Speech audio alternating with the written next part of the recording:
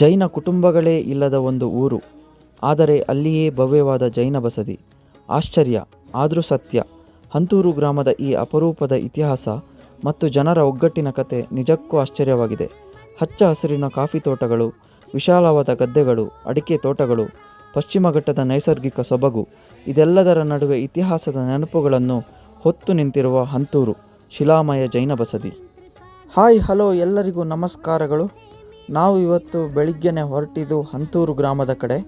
ಇಲ್ಲಿ 2 ವರ್ಷಗಳ ಹಿಂದೆ ನಮ್ಮ ಒಂದು ಜೈನ ಬಸದಿ ನಿರ್ಮಾಣಗೊಂಡಿತ್ತು. ಅದರ ಒಂದು ವಾರ್ಷಿಕ ಪೂಜೆಗೆ ಅಂತೇಳಿ ಹೊರಟಿದ್ವಿ.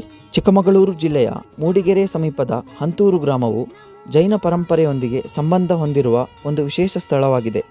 ಹಿಂದೆ ಇಲ್ಲಿ ಪುರಾತನ ಜೈನ ಬಸದಿ ಇತ್ತು, ಆದರೆ ಕಾಲಕ್ರಮೇಣ ಅದು ಶಿಥಿಲಗೊಂಡು ಸಂಪೂರ್ಣ ಹಾಳಾಗಿತ್ತು.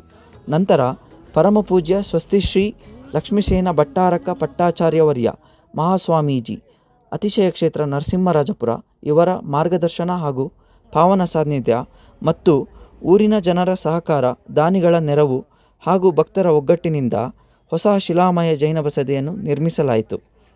ಇದರಲ್ಲಿರುವ ಅತ್ಯಂತ ವಿಶೇಷ ಸಂಗತಿ ಏನೆಂದರೆ, ಇಂದು ಹಂತೂರು ಗ್ರಾಮದಲ್ಲಿ ಜೈನ ಸಮುದಾಯದ ಕುಟುಂಬಗಳು ವಾಸಿಸುತ್ತಿಲ್ಲ. ಆದರೂ ಊರಿನ ಇತರ ಸಮುದಾಯದ ಜನರು ಈ ಪವಿತ್ರ ಕ್ಷೇತ್ರದ ಬಗ್ಗೆ ಅಪಾರ ಗೌರವ ಮತ್ತು ಭಕ್ತಿಯನ್ನು ಹೊಂದಿದ್ದು, ಬಸದಿಯ ನಿರ್ಮಾಣ ಹಾಗೂ ಸಂರಕ್ಷಣೆಯಲ್ಲಿ ತಮ್ಮ ಅಮೂಲ್ಯ ಸಹಕಾರವನ್ನು ನೀಡಿದ್ದಾರೆ. ಇದು ಧರ್ಮ, ಸಂಸ್ಕೃತಿ ಹಾಗೂ ಸೌಹಾರ್ದತೆಯ ಅಪೂರ್ವ ಉದಾಹರಣೆಯಾಗಿದೆ.